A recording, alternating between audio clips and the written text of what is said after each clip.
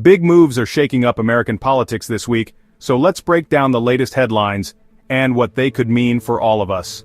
First up, a major summit is about to unfold in Alaska.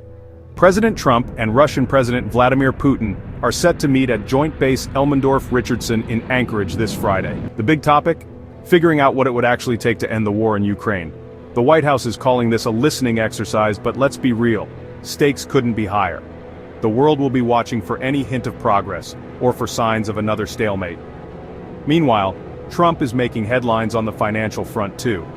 He's reportedly considering a lawsuit against Federal Reserve Chairman Jerome Powell. That's right, a sitting president weighing legal action against the head of America's central bank. The White House isn't sharing details yet, but it's another sign of just how much tension there is right now about the direction of the U.S. economy, inflation, and interest rates. Switching gears to Washington, D.C., federal authorities have officially taken charge of the city's police force after Trump declared a public safety emergency.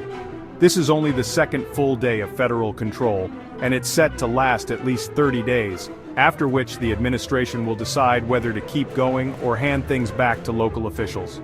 It's a big deal, and it's raising questions about federal power, local control, and how D.C. handles emergencies going forward.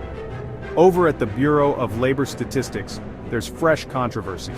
Trump has fired the previous commissioner, Erica McIntyre, who was appointed by President Biden, and nominated Heritage Foundation economist E.J. Antoni to take her place.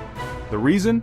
Trump accused McIntyre of rigging unemployment figures for political reasons after a weak jobs report. Now, the BLS is in the spotlight, and people are asking what this shakeup could mean for the numbers we all rely on to judge the economy's health.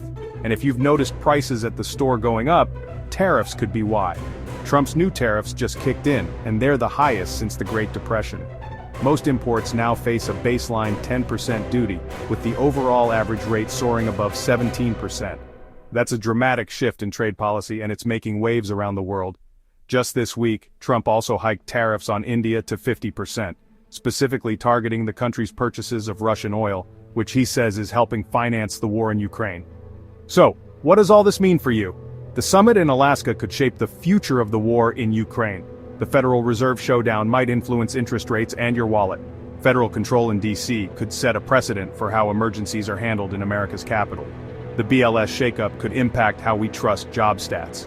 And those tariffs? They could hit prices on everything from tech to groceries. With so much changing, it's more important than ever to stay informed and pay attention to the details.